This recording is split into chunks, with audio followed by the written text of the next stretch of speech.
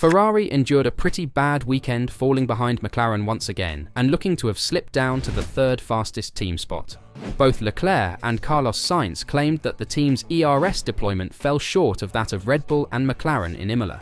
Sainz in particular battled with the balance of his Ferrari and seemed to be one step behind Leclerc throughout the weekend. But it wasn't just falling short of ERS deployment, as Leclerc pointed out that the others must have something going on with their battery deployment to show these kinds of performances. Could it be that McLaren and Red Bull have found a loophole to get hidden performance out of their ERS? According to Charles Leclerc, Ferrari must quickly find out that weird energy deployment strategy used by Red Bull and McLaren to reclaim the top step of the podium. If it's legal, of course. Ferrari had entered their home race in Imola hoping to compete for the victory, but that battle was ultimately saved for Red Bull's Max Verstappen and McLaren's Lando Norris, with Verstappen winning by barely 7/10. Leclerc finished just over 6 seconds ahead of Norris's McLaren teammate Oscar Piastri, but 8 seconds behind the winner.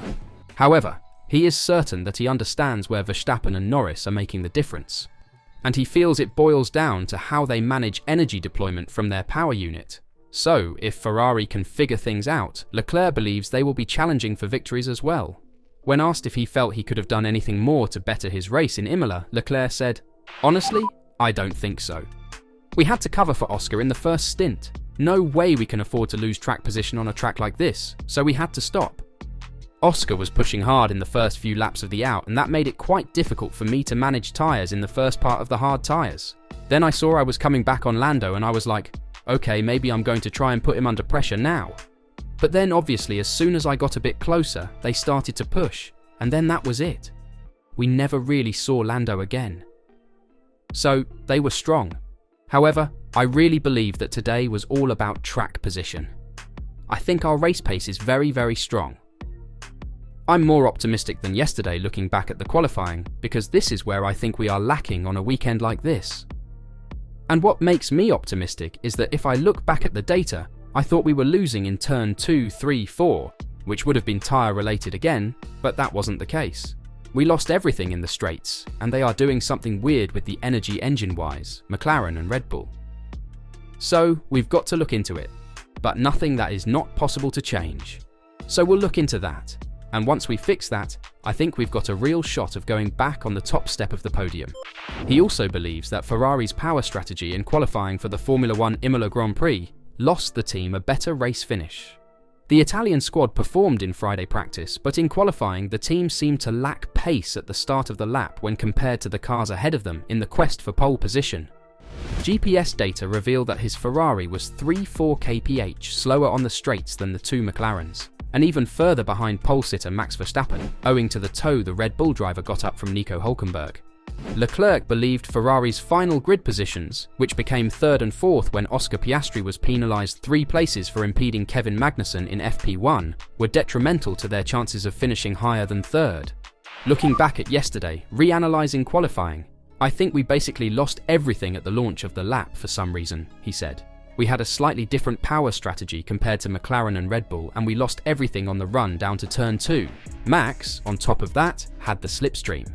This is something we'll have to look into because, especially on a track like this, track position is absolutely everything. When you only have a 10th in between Red Bull, McLaren and ourselves, we need to do everything perfect, and the 3rd place today cost us maybe a better result in the race. What do you think? Is there something going on with the ERS deployment from the Red Bull and McLaren? Leclerc seemed to think so. Another thing that also hurt Ferrari is the fact that they fell down the order on a weekend they brought major upgrades, but Leclerc seems to think it's too early to put the blame on the upgrades. Explaining his initial thoughts on Ferrari's full suite of modifications for the Imola race, Leclerc claimed that judging them was tough due to the demands of the Imola track. However, he was sure that the team had met its goals with the new bodywork, floor, and wings fitted for its home race. I think first of all, it's not the best track to judge upgrades, mostly because curb riding is such a thing here that if you have a good car on curbs, then that could hide a bit more what is the real order, the Monegasque stated. The good thing is that everything we expected from those upgrades, we had it in terms of data. It did exactly what it was supposed to do, which is always a good thing.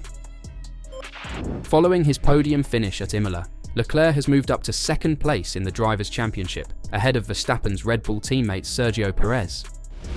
Although Leclerc was able to finish third, he will be looking back at a disappointing race. But he isn't the only one, as teammate Carlos Sainz also did not have a very memorable Sunday at Imola. The Spaniard, who began fourth due to Oscar Piastri's grid penalty, finished fifth. He was overtaken by the Australian following the pit stop and was unable to stay up with him towards the end.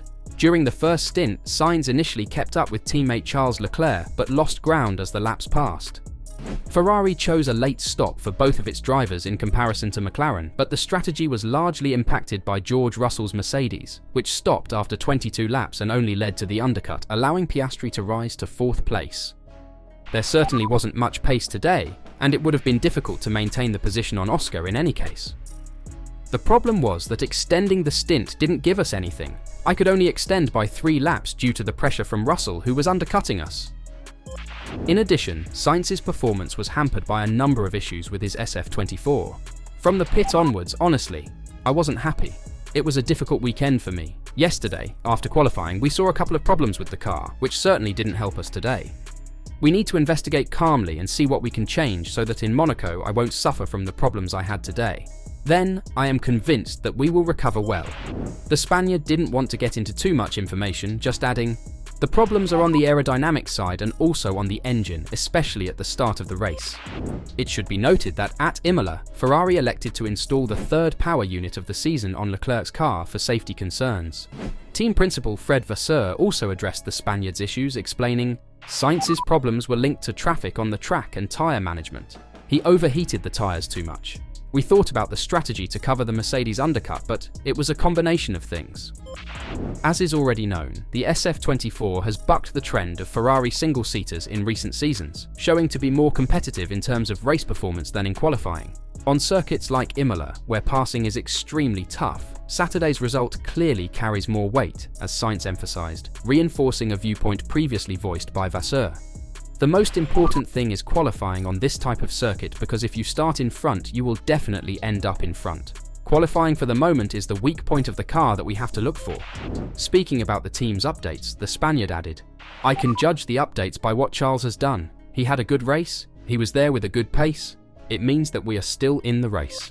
It seems that the Ferrari drivers were pretty happy, even though the performance lacked this weekend. This feeling was also shared by their team principal, Fred Vasseur.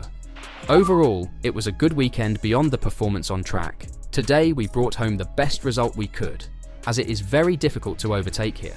When we were pushing, we were able to close the gap, but we had to be careful about overheating the tyres and we did not have enough pace difference to overtake. Unfortunately, the outcome of the Grand Prix was very much connected to yesterday's qualifying, and we need to do a better job in the next races, as we can now see that our competitiveness in the race itself has really improved. I think today's race was also a very good advert for Formula 1, as we saw 3 teams in 7 seconds after more than 60 laps, which means the gaps are less than 1/10 per lap.